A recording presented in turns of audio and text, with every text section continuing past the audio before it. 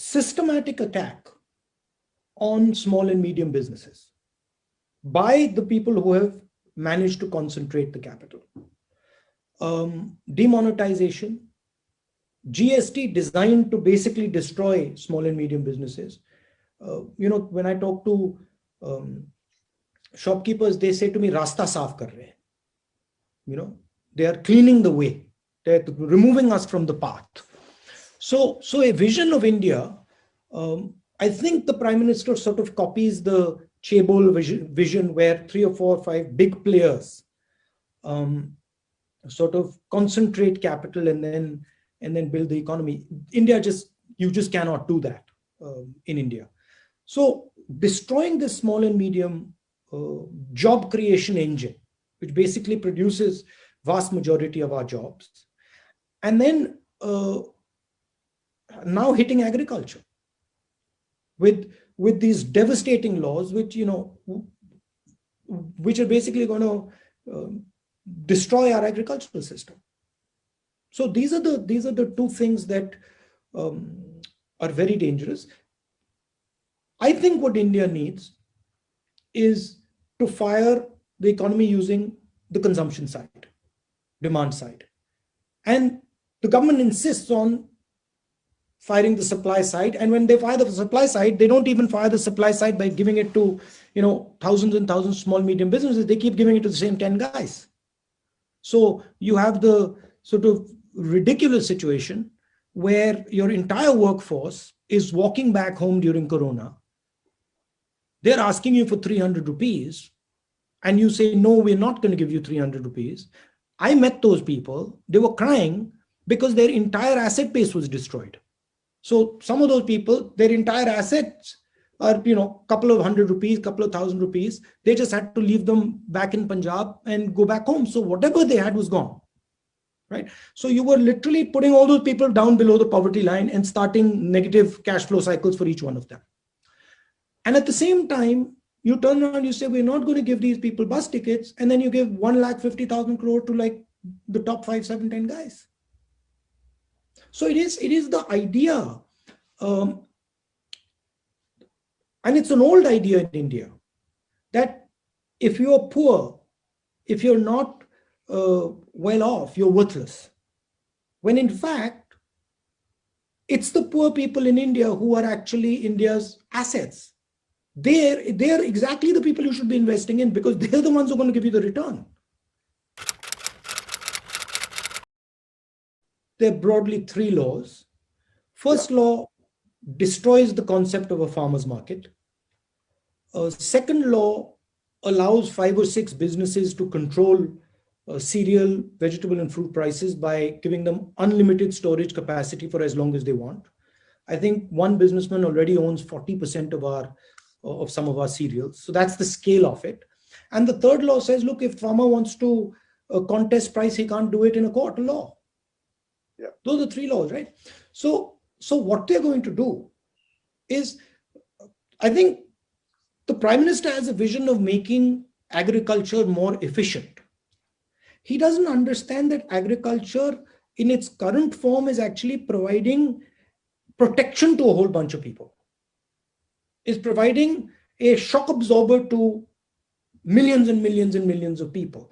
Is providing a space to go when the city doesn't give them what they want, right? And he's going to take that away. And when he takes that away, you will have people who will have nowhere to go. And then you will have social problems that you cannot imagine. And this is basically what the farmers are saying. The farmers are, if you go and you talk to them, what they're essentially saying is, look, where do we go now? There's nowhere to go, right? If you think about the instinct, right?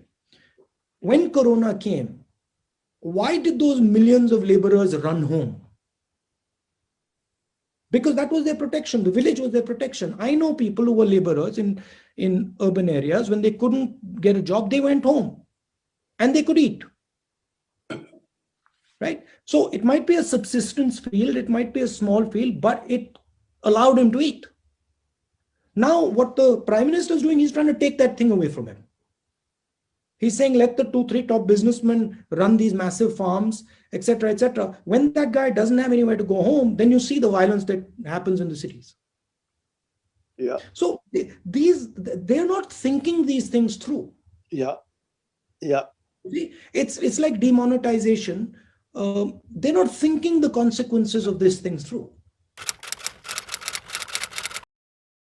That what worked between 1990 and 2012 is not working. And what the government is currently trying to do is an extension of that concept. We have to bite the manufacturing bullet. We just have to. We simply will not be able to give our youngsters jobs if we don't bite that bullet. And we can keep coming up with this nonsense that, service industry, service industry, service industry. A country of 1.3 billion people cannot be run on a service industry. It requires a manufacturing strategy. And we have to come out with it. And then we have to see what our assets are. We have a huge asset in our agricultural system. It requires reform, but it doesn't require complete destruction. So have a conversation with the farmers, have a conversation with the small traders, and reform that huge asset that India has. But be compassionate, be nice to each other, because that's the starting point. I'll tell you how I look at it, and it's a simple way to look at it. As a nation, as a person, you have a memory and you have an imagination.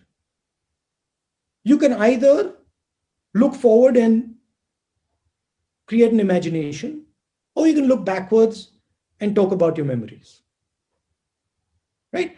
If you look at the political slogan of Mr. Trump, it was "Make America Great Again." Backward looking. Let's look into the past and find what we need to find to go forward. Right? If you look at India, our entire conversation is looking in the rearview mirror.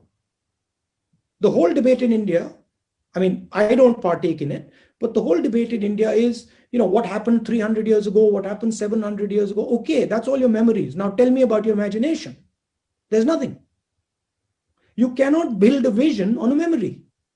You have to build a vision on an imagination. And we're so stuck in our memory right now in India, right, that we're just talking about the past. Like them or don't like them, China has an imagination. They are looking at, they've conceptualized a world, and they're saying, okay, this is the world that we want, and then they're going out there and building it. That's not what India is doing. India is saying, this is what the world used to be like, and we stop there. And it's similar to the United States. Not this government, but certainly Mr. Trump was, look where we were 50 years ago. Well, where you were 50 years ago ain't going to help you now. Doesn't matter where you were 50 years ago. Tell me where you're going now. So that is the real question. And the entire politics of India has become one of memory. He did this to me, so I got to do this to him. He did that before, so I got to do this to him. And it's got to end, because it's not going to give you solutions. I again fully agree. You can't live life by correcting past wrongs and continuing to do that. You have to look further forward.